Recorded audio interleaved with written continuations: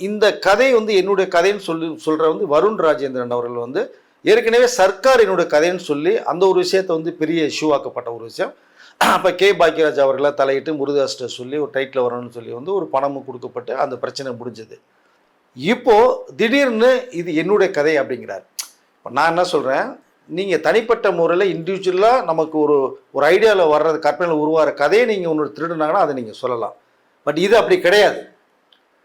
இது நிஜத்தில் நடந்த ஒரு சம்பவம். இதை யார் வேணாலும் எடுத்து எழுதுகிற ரைட்ஸ் எல்லாருக்குமே இருக்குது. அப்படி தான் வருண் ராஜேந்திரன் ஒரு லைன் எழுதியிருக்கலாம். பட் சுதா கொங்கரா வேற ஒரு லைன் எழுதியிருப்பாங்க.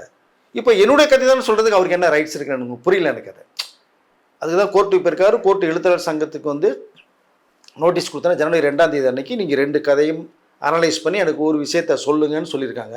இப்போ நேற்று வந்து லியா தாலிகான்லேருந்து செல்வமணி அவர்கள்லேருந்து பாக்கியராஜ் அவர்லேருந்து எல்லாமே எழுத்தாளர் சங்கத்தில் தலையிட்டு இதனுடைய விஷயம் என்னங்கிறத அனலைஸ் பண்ணியிருக்காங்க.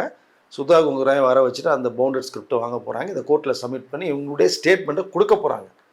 அது நிச்சயமாக சுதா கொங்கராக் அவர்களுக்கு வந்து ஃபேவராக தான் வரும்னு நினைக்கிறேன் நான். ஏன்னா இந்த கதை அப்படிங்கிறதுனால இது எழுதுறதுக்கு எல்லாருக்குமே உரிமை இருக்குங்கிற ஒரு விஷயம் தான் இதில் ஹைலைட்டாக பார்க்கப்படும்.